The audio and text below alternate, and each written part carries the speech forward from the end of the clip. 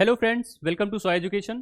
Friends, आज के इस वीडियो में हम डिस्कस करने वाले हैं एफएसएसएआई जूनियर एनालिस्ट एग्जामिनेशन के बारे में। इस एग्जाम में कुछ मेजर सब्जेक्ट्स आपसे पूछे जाते हैं। तो उन मेजर सब्जेक्ट्स में एक आपका जो मेजर सब्जेक्ट है वो है फूड केमिस्ट्री। तो आज की इस वीडियो में हम डिटेल्ड एनालिसिस करेंगे फूड केमिस्ट्री का, उसकी क्या स्ट्रेटजी होनी चाहिए, उससे कितने क्वेश्चंस पूछे जाते हैं, कौन कौन सी यूनिट्स उसमें होती हैं, टोटल नंबर ऑफ यूनिट्स कितनी होती हैं और इसका कितना वेटेज होता है आपके इस एग्जामिनेशन में। तो आज की इस वीडियो की शुरुआत करते हैं सबसे पहले कुछ डेटास के साथ। यहाँ पर आपको कुछ डेटा दिख रहे होंगे। बेसिकली एक एग्जाम की प्लानिंग है। बात करें यहाँ पर कि कितना परसेंट वेटेज होता है फूड केमिस्ट्री का इस टोटल एग्जामिनेशन में, तो वेटेज यहाँ पर होता है 20% ऑफ टोटल क्वेश्चंस। अब आप पूछोगे कि कितने क्वेश्चंस यहाँ पर पूछे जाते हैं आपसे, तो यहाँ पर 200 क्वेश्चंस आपसे ओवरऑल पूछे जाते हैं। ये जो क्वेश्चंस होते हैं 4 मार्क्स ईच होते हैं। मतलब यहाँ पर कितने मार्क्स हो गए आपके, 800 मार्क्स हो गए।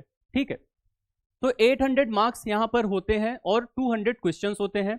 नेगेटिव मार्किंग भी होती है यहाँ पर। एक गलत आंसर पे आपका -1 नेगेटिव जाता है और एक सही आंसर पे आपको 4 मार्क्स मिलते हैं। ठीक है, आगे बात करते हैं कि कितने क्वेश्चंस आपसे पूछे जाएंगे यहाँ पर फूड केमिस्ट्री के पोर्शन से।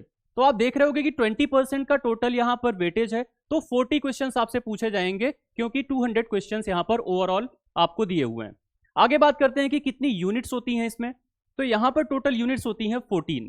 अभी हम आगे स्लाइड्स में डिस्कस करेंगे कि कैसे कौन सी यूनिट्स हैं, कौन सी यूनिट्स ज़्यादा इंपॉर्टेंट हैं और कौन सी यूनिट्स के कौन से ऐसे टॉपिक्स हैं जो आपको यहाँ पर पढ़ने होते हैं। अब यहाँ पर बात होती है कि मिनिमम पासिंग मार्क्स आपको कितना सिक्योर करना है। ठीक है, तो यहाँ पर आपको पासिंग मार्क्स चाहिए होता है 40% ऑफ टोटल।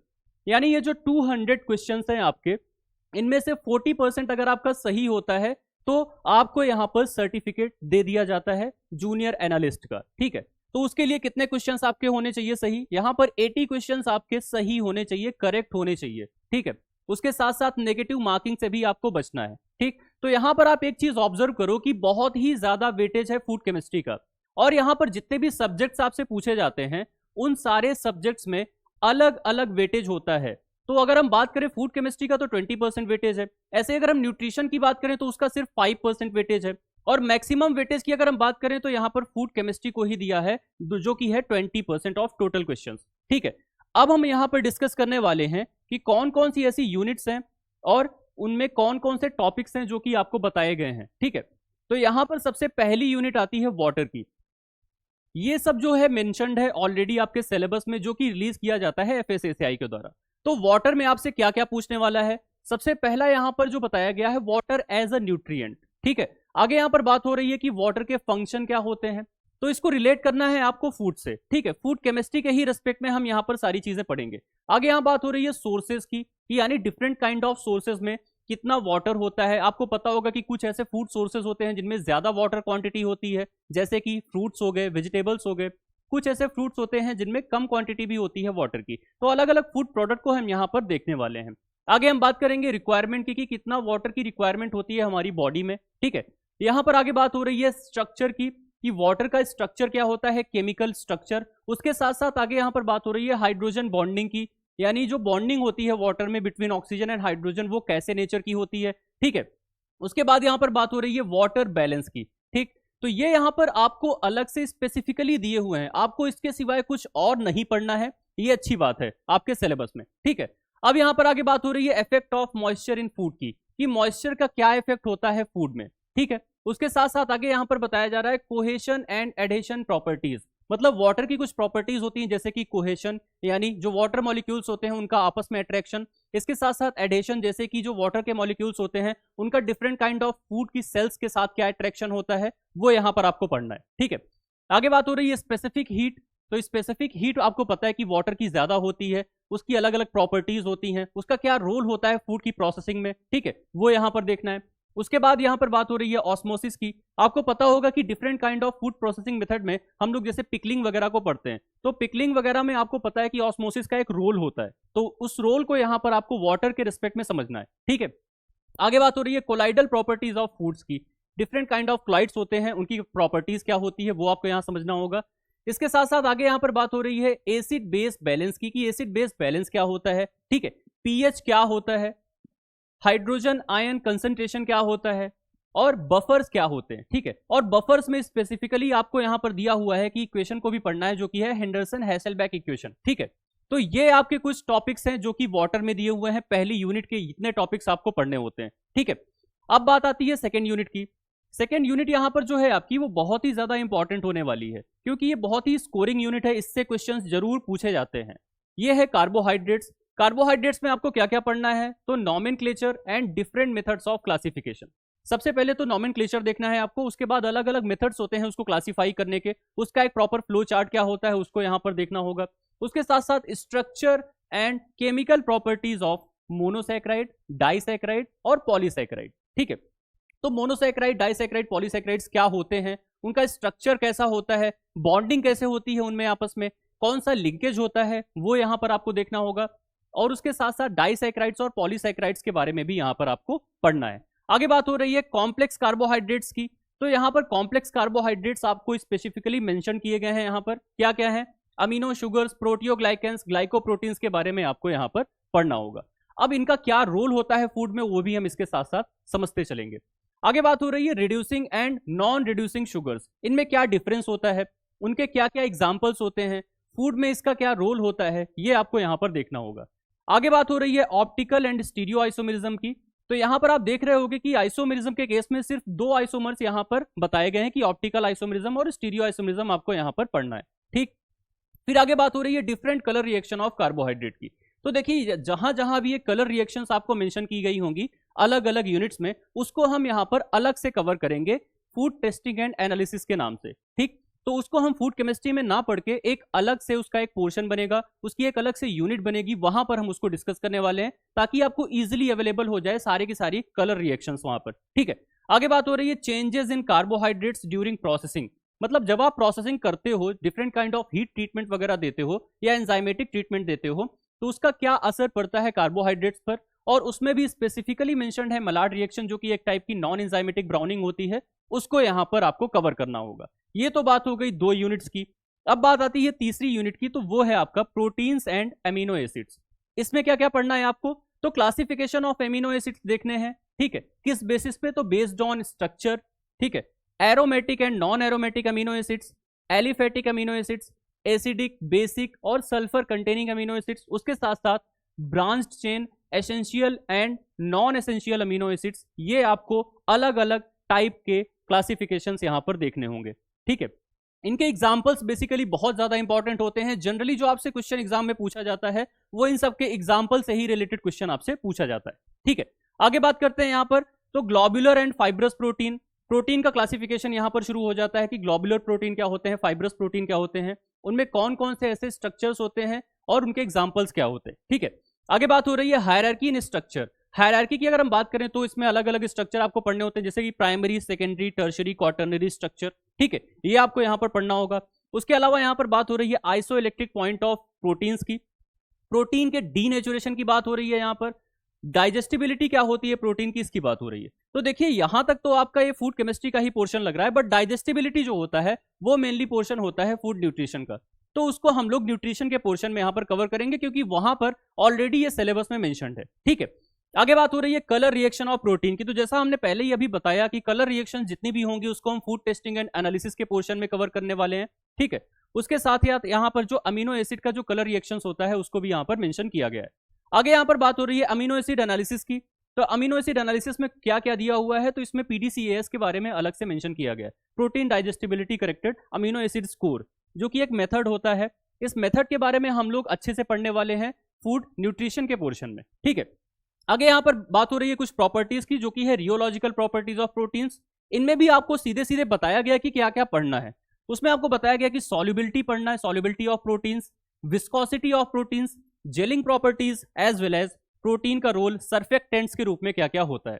तो ये बात हो गई आपके टोटल 3 यूनिट्स जो कि शुरुआत की है। और आप देख रहे होंगे कि यहाँ पर जो मेजर आपकी 3 यूनिट्स हैं उनमें सबसे ज्यादा इंपॉर्टेंट रोल है किसका, कार्बोहाइड्रेट्स का। उसके बाद इन 3 यूनिट्स में सबसे ज्यादा इंपॉर्टेंट रोल किसका आएगा, प्रोटीन्स का, ठीक है। फिर यहाँ पर आपसे जो क्वेश्चंस कुछ इंपॉर्टेंट पूछे जाएंगे वो वाटर से पूछे जाएंगे, बट इन तीनों यूनिट में सबसे ज्यादा इंपॉर्टेंट होने वाला है कार्बोहाइड्रेट का यूनिट। अब आगे बढ़ते हैं हम लोग 4th यूनिट की तरफ। तो 4th यूनिट की अगर हम बात करें तो ये भी एक टाइप का मैक्रोन्यूट्रिएंट ही है, जो कि है लिपिड्स, और इससे भी बहुत ज्यादा क्वेश्चंस आपसे पूछे जाते हैं। लिपिड्स में आपसे क्या क्या पूछा जाएगा, तो क्लासिफिकेशन पूछा जाएगा आपसे, उसके अलावा नॉमेनक्लेचर ऑफ लिपिड्स, फिर बात हो रही है यहाँ पर structure, properties and functions of fatty acids as well as fats की भी बात यहाँ पर हो रही है। ये तो बात हो गई different kind of nomenclature, classification और स्ट्रक्चर की। फिर यहाँ पर कुछ स्पेसिफिक लिपिड्स आपको दिए हुए हैं जो कि अलग से पढ़ने हैं, ठीक है। क्या क्या है इनमें, वो है phospholipid, sphingolipid, cerebrosides, steroids, cholesterol, plant sterols, bile acids, prostaglandins, lipo amino acids, lipoproteins and proteolipids as well as lipopolysaccharides. तो देखो यहाँ पर कुछ compound lipids as well as derived lipids हैं जो कि स्पेसिफिकली मेंशन किए गए हैं। तो इसके अलावा आपको बाहर से कोई और चीजें नहीं पढ़नी है, बट ये जो चीजें हैं इनको आपको देखना है, इनका रोल क्या होता है फूड केमिस्ट्री में, क्या रिलेवेंस है फूड केमिस्ट्री में, ये देखना होगा, एग्जांपल्स देखने होंगे आपको, ठीक है। आगे यहाँ पर बात हो रही है रिएक्शन ऑफ लिपिड्स की। तो आपको पता होगा कि lipid different kind of reactions यहाँ पर देता है, जिसमें कि रेंसिडिटी होती है, हाइड्रोजनेशन वगैरह होता है। तो यहाँ पर क्या मेंशन किया गया है, यहाँ पर मेंशन किया गया है सिर्फ रेंसिडिटी को। और रेंसिडिटी के भी जो डिफरेंट टाइप्स होते हैं, जैसे कि oxidative rancidity, hydrolytic rancidity, microbial rancidity, chemical rancidity, तो उनमें आपको सिर्फ दो यहाँ पर मेंशन किया गया है। पहला है ऑक्सीडेटिव रेंसिडिटी और दूसरा है हाइड्रोलिटिक रेंसिडिटी, ठीक है। तो बहुत ही लिमिटेड अमाउंट ऑफ सिलेबस है। सिलेबस आपको देखने में बहुत वास्ट लग रहा होगा, बट यहाँ पर सारी चीजें मेंशन कर दी गई हैं, ये अच्छी चीज है। तो आपको उतनी ही चीजें पढ़नी है जितना यहाँ पर बताया गया है। आगे यहाँ पर बात हो रही है डिफरेंट टाइप ऑफ फैट्स की। तो अलग अलग टाइप के फैट में आप क्या पढ़ोगे, एनिमल ऑरिजिन वाले फैट्स के बारे में पढ़ोगे, जैसे कि टैलो है, जैसे कि लार्ड है, उसके अलावा बटर है, ठीक है। क्रीम के बारे में आप देखोगे। उसके अलावा यहाँ पर डिफरेंट काइंड ऑफ प्लांट वाले जो आपके लिपिड्स होते हैं उनको पढ़ोगे, ठीक है। उनके यूजेस क्या होते हैं फूड प्रोसेसिंग में, इसके बारे में भी आपको यहाँ पर पढ़ना होगा। उसके साथ साथ फूड इमल्शंस की यहाँ पर बात हो रही है। तो फूड इमल्शंस में आपको पता है oil in water, water in oil emulsions, उसके क्या क्या एग्जांपल्स होते हैं वो यहाँ पर आपको पढ़ने होंगे। इसके अलावा यहाँ पर कुछ फैट रिप्लेसर्स की बात हो रही है कि फैट को रिप्लेस कर सकते हैं हम, कुछ ऐसे आपके सब्सटेंसेस होते हैं जैसे ओलेस्ट्रा हो गया, तो जो फैट रिप्लेसर का काम करता है उसके बारे में भी आपको पढ़ना होगा। As well as esterified fats क्या होते हैं उसके बारे में भी आपको पढ़ना है। आगे यहाँ पर क्या बात हो रही है, चेंजेस ड्यूरिंग फूड प्रोसेसिंग। जब आप फूड प्रोसेसिंग करते हो तो उनमें लिपिड्स या फैट्स पे क्या चेंजेस आते हैं उसको यहाँ पर देखना है। कौन कौन से ऐसे केमिकल्स हैं जिनका फॉर्मेशन होता है ड्यूरिंग द फूड प्रोसेसिंग, वो आपको यहाँ पर देखना होगा। फिर यहाँ पर कुछ इंटरेक्शंस की बात किया जा रहा है। तो इंटरेक्शंस में आपको क्या क्या पढ़ना है, प्रोटीन लिपिड इंटरेक्शन पढ़ना है, उसके साथ साथ लिपिड कार्बोहाइड्रेट इंटरेक्शन पढ़ना है, फिर लिपिड लिपिड इंटरेक्शन पढ़ना है। तो 3 इंटरेक्शंस के बारे में यहाँ पर दिया हुआ है कि इसको आपको पढ़ना है। आगे यहाँ पर बात हो रही है fatty acid analysis and composition की। तो जैसा कि हमने पहले ही आपको मेंशन कर दिया था कि जहां पर भी एनालिसिस और कंपोजिशन की या टेस्टिंग की बात आएगी वो हम अलग से फूड टेस्टिंग एंड एनालिसिस के उस पोर्शन में कवर करने वाले हैं। ये हो गई बात 4th यूनिट की। 5th यूनिट आती है यहाँ पर, जो लास्ट यूनिट है आपकी न्यूट्रिएंट्स की, आप कह लो मैक्रो और माइक्रो न्यूट्रिएंट्स जो भी होते हैं उनकी। तो यहाँ पर 5th यूनिट में क्या आता है आपका, विटामिन आता है। विटामिन में क्या क्या यहाँ पर मेंशन किया गया है, बहुत ही लिमिटेड चीजें यहाँ पर मेंशन की गई हैं, क्योंकि जो आपकी डिजीजेस वगैरह का पोर्शन होता है विटामिन का वो आपका मेंशन किया गया है न्यूट्रिशन के पोर्शन में, ठीक है। यहाँ आपको क्या क्या पढ़ना है, तो वाटर और फैट सॉल्युबल विटामिन का एक यहाँ पर क्लासिफिकेशन देखना है, स्ट्रक्चर देखना है, फिजियोलॉजी देखनी है उसकी क्या होती है, उसके अलावा बायोकेमिकल फंक्शंस क्या होते हैं उनका एज अ कोएंजाइम, ठीक है। उसके अलावा आपको क्या यहाँ पर पढ़ना है कि उन पे क्या इफेक्ट पड़ता है जब आप different kind of processing treatment का इस्तेमाल करते हो, जैसे कि आप हीट ट्रीटमेंट देते हो या लाइट जो होती है वो जब पड़ती है विटामिन पर, तो वो लाइट सेंसिटिव विटामिन कौन से होते हैं जो कि डिस्ट्रॉय हो जाते हैं आपके फूड प्रोडक्ट में, तो वो सब आपको यहाँ पर देखना है। एज वेल आपको लास्टली यहाँ पर बताया गया है कि फोर्टिफिकेशन ऑफ फूड में विटामिन का क्या रोल होता है वो यहाँ पर आपको पढ़ना होगा, ठीक है। अब यहाँ पर 5वीं यूनिट के बाद जो आती है 6th यूनिट, वो है आपकी फूड एडिटिव्स की। फूड एडिटिव के बारे में भी यहाँ पर एक लिमिटेड सिलेबस ही है जो कि आपको बताया गया, और कौन कौन से एडिटिव्स आपको पढ़ने हैं वो भी यहाँ पर मेंशन किया गया है। सबसे पहले बात होती है यहाँ पर स्ट्रक्चर ऑफ फूड एडिटिव्स, किसके किसके स्ट्रक्चर की, जो यहाँ पर दिए हुए हैं नीचे उनके। उसके साथ साथ उनकी केमिस्ट्री क्या होती है, मतलब उनमें आपस में बॉन्डिंग वगैरह कैसी होती है वो आपको देखना है। फिर functions and applications of preservative. अब देखिए यहाँ से शुरू हो जाता है कौन कौन से यहाँ पर एडिटिव आपको पढ़ने हैं। सबसे पहले प्रिजर्वेटिव्स, उसके बाद इमल्सिफाइंग एजेंट्स, फिर स्टेबलाइजिंग एजेंट, फिर उसके बाद आपको पढ़ना है स्वीटनर्स। आगे यहाँ पर मेंशन किया गया है बफरिंग एजेंट्स के बारे में, फिर आगे बताया गया है ब्लीचिंग एजेंट्स, फिर मैच्योरिंग एजेंट्स क्या होते हैं उनके बारे में पढ़ना है, स्टार्च मॉडिफायर्स क्या होते हैं उनके बारे में पढ़ना है, फूड कलर्स यहाँ पर दिए हुए हैं। तो देखो यहाँ पे जो फूड कलर्स का पोर्शन है ना, उसमें हम सिर्फ और सिर्फ सिंथेटिक कलर्स को ही कवर करने वाले हैं। क्योंकि जो आपका नेचुरल कलर है उसके लिए इन्होंने अलग से एक यूनिट बना रखी है, तो वहां पर आप नेचुरल कलर्स को पढ़ोगे। ठीक है, फूड कलर्स के अलावा यहाँ पर फ्लेवर्स दिए हुए हैं, तो यहाँ पर हम नेचुरल आइडेंटिकल फ्लेवर्स, जो सिंथेटिक फ्लेवर्स हैं, सबको यहाँ पर कवर करने वाले हैं। फिर यहाँ पर बात हो रही है एंटी केकिंग एजेंट्स की, उनका क्या रोल होता है, क्या एग्जाम्पल्स होते हैं, वो आपको देखने हैं। उसके अलावा एंटीऑक्सीडेंट्स की बात हो रही है, वो आपको यहाँ पर पढ़ना है। तो जितने भी एडिटिव्स होते हैं वो यहाँ मेंशन किए गए हैं क्लियरली कि आपको इतने ही एडिटिव्स को यहाँ पर पढ़ना होगा। आगे यहाँ पर बात हो रही है दी nature, properties and functions and mode of action of food additive, मतलब इनका क्या नेचर होता है, क्या प्रॉपर्टी होती है, कैसे ये एक्ट करते हैं किसी भी टाइप के फूड सब्सटेंस पे, वो आपको यहाँ पर पढ़ना होगा। आगे बात हो रही है safety assessment of food additive, मतलब आप कितना अमाउंट उसका ऐड कर सकते हो किसी भी टाइप के फूड प्रोडक्ट में। तो अमाउंट से रिलेटेड यहाँ पर दो चीजें बताई गई हैं, एक तो है NOEL यानी नो ऑब्जर्वेबल इफेक्ट लेवल, उसके साथ साथ यहाँ पर बात हो रही है ADI यानी एक्सेप्टेबल डेली इनटेक की।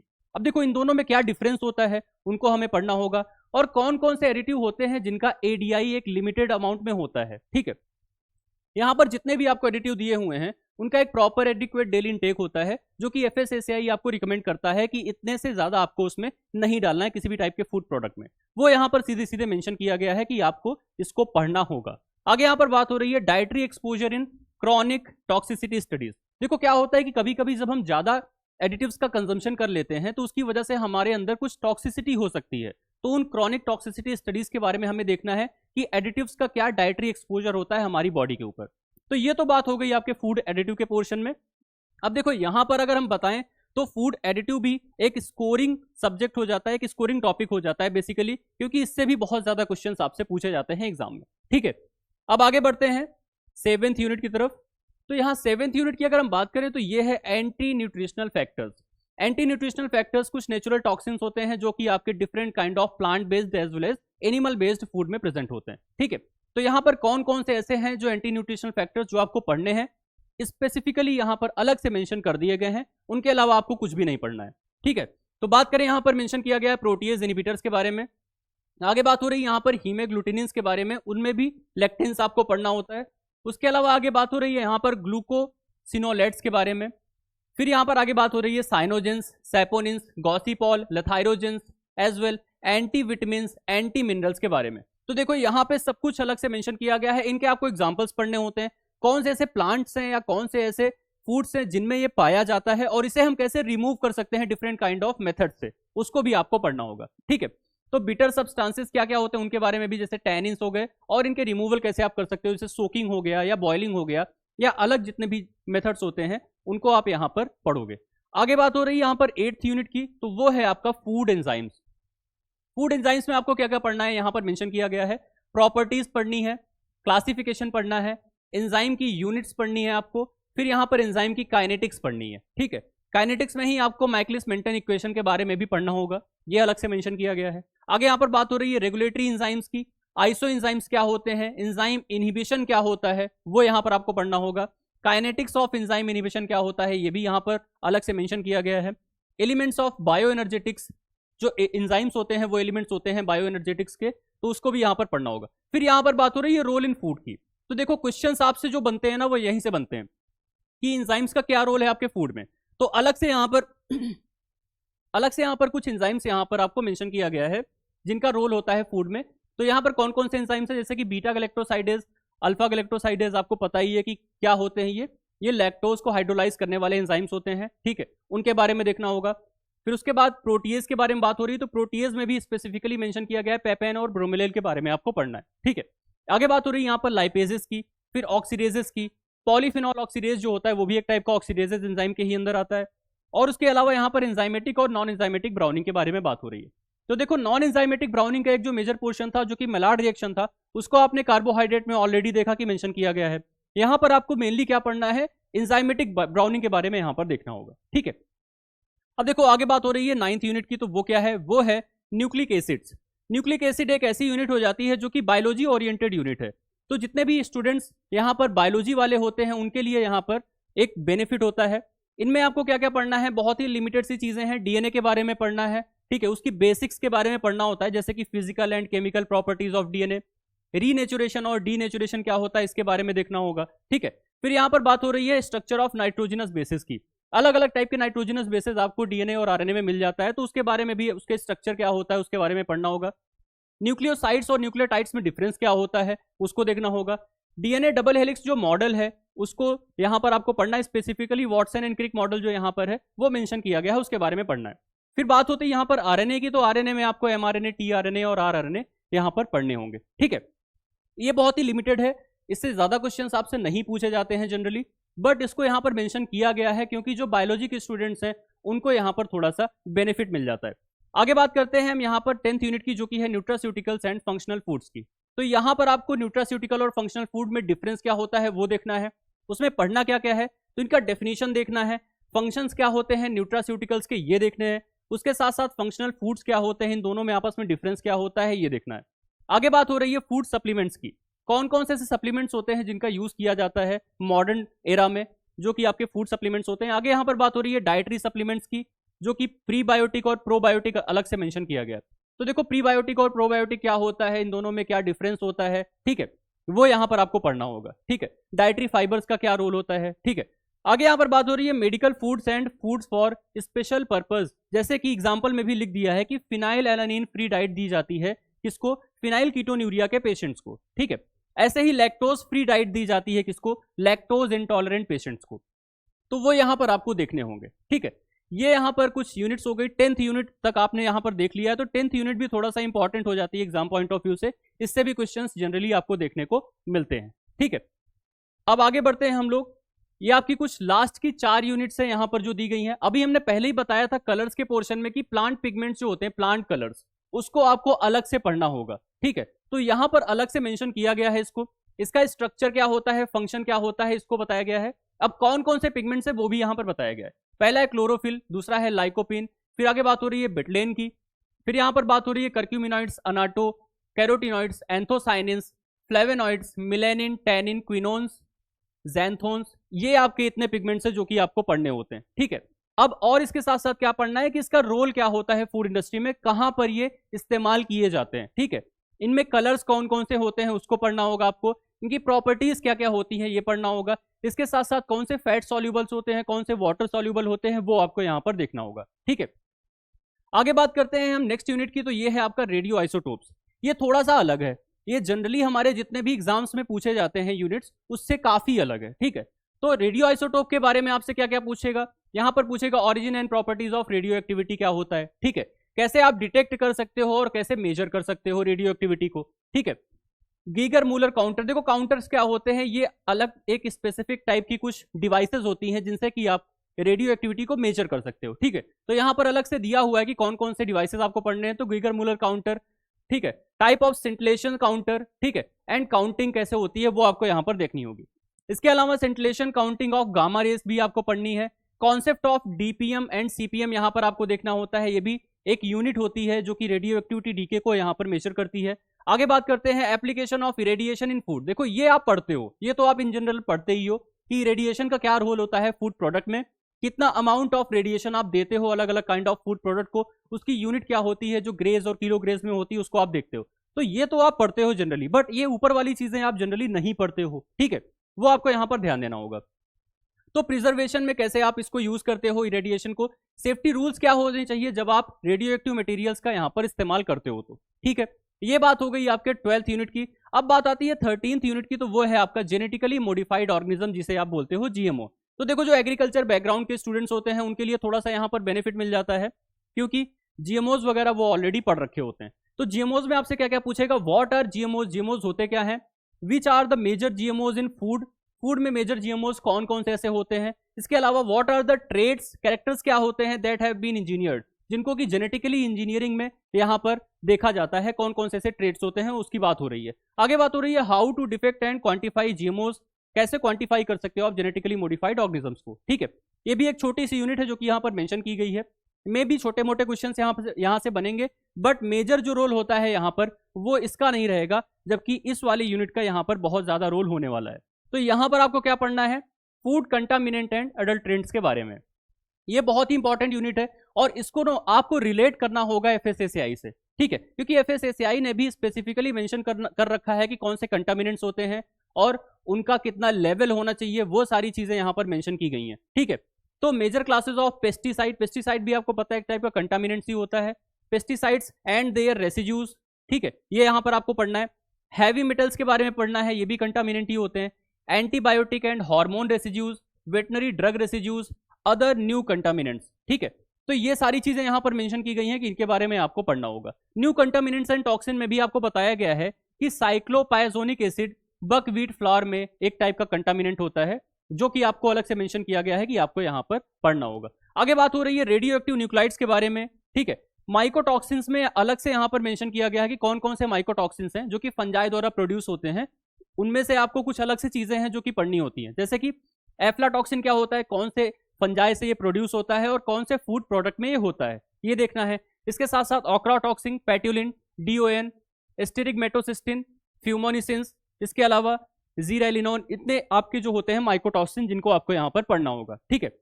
अब इसी में कंटामिनेंट्स एंड एडल्ट्रेंट्स की कैटेगरी में यहां पर कॉमन एडल्ट्रेंट्स के बारे में भी बताया है। ये जो कॉमन एडल्ट्रेंट्स है जनरली डार्ट बुक वाले ही एडल्ट्रेंट्स हैं, यहां पर बाहर से आपको बहुत ज्यादा कुछ नहीं पढ़ना होता है। तो डार्ट बुक में जितनी भी चीजें हैं यहां पर अलग से मेंशन की हुई है, ठीक है। यहां पर लेड क्रोमेट के बारे में पढ़ना है कि लेड क्रोमेट का कहां पर एज एडल्ट्रेंट यूज होता है, कौन से फूड प्रोडक्ट में। इसके अलावा मिनरल ऑयल की बात हो रही है, यूरिया की बात हो रही है, एसडीएस की बात हो रही है, स्टार्च की यहां पर बात हो रही है। आगे यहां पर मेंशन किया गया है blotting paper, metanil yellow colour, rhodamine, argemone, खिसारी दाल, ब्रिक पाउडर का कहां पर एज एडल्ट्रेंट यूज होता है, ये सारी चीजें यहां पर मेंशन की गई हैं। तो देखो यहां पर जो आपकी 4 यूनिट्स दिख रही हैं उनमें से सबसे ज्यादा इंपॉर्टेंट आपका फूड कंटामिनेंट एंड एडल्ट्रेंट होने वाला है। उसके अलावा आपका यहां पर 11th यूनिट भी आपकी इंपॉर्टेंट होने वाली है, क्योंकि इससे भी क्वेश्चंस आपसे पूछे जाते हैं, ठीक है। ये तो हो गई आपकी टोटल ओवरऑल 14 यूनिट्स और उनमें से कौन कौन से टॉपिक्स आपसे पूछे जाने हैं, ठीक है। अब देखो यहां पर बात करते हैं कि कैसे आप इस पूरे के पूरे टॉपिक को कवर कर सकते हो। फूड केमिस्ट्री के अलावा भी जितने भी आपके सिलेबस में मेंशन किए हुए टॉपिक्स हैं उनको आप आसानी से कवर कर सकते हो। तो सबसे पहले यहां पर देखो आपके कोर्स के कंटेंट की बात हो रही है, तो यहां पर आपका टोटल सिलेबस दिया हुआ है, कौन कौन से ऐसे चीजें हैं जो कि आपसे पूछे जाएंगे। तो फूड लॉस का एक पोर्शन है, एक पोर्शन है यहाँ पर ऑर्गेनाइजेशंस वगैरह का, अगला पोर्शन आता है आपका फूड प्रिजर्वेशन प्रोसेसिंग का, फिर आता है यहाँ पर ह्यूमन न्यूट्रिशन का पोर्शन, फूड केमिस्ट्री का, माइक्रोबायोलॉजी का और इंस्ट्रूमेंटेशन का। तो ये आपका टोटल सिलेबस है जो कि आपसे पूछा जाएगा, ठीक है। आगे यहाँ पर बात हो रही है कि अगर आप इसकी एक अच्छे से तैयारी करना चाहते हो, ठीक है, अच्छे वे में आप प्रिपरेशन करना चाहते हो, जितनी भी चीजें मेंशन है यहाँ पर सब कुछ आप कवर करना चाहते हो, तो उसके लिए आपको यहाँ पर एक कोर्स दिया जा रहा है, ठीक है। अगर इस कोर्स के फीचर्स की बात करें तो इसमें आपको रिकॉर्डेड और लाइव क्लासेस मिल जाएंगी, ठीक है।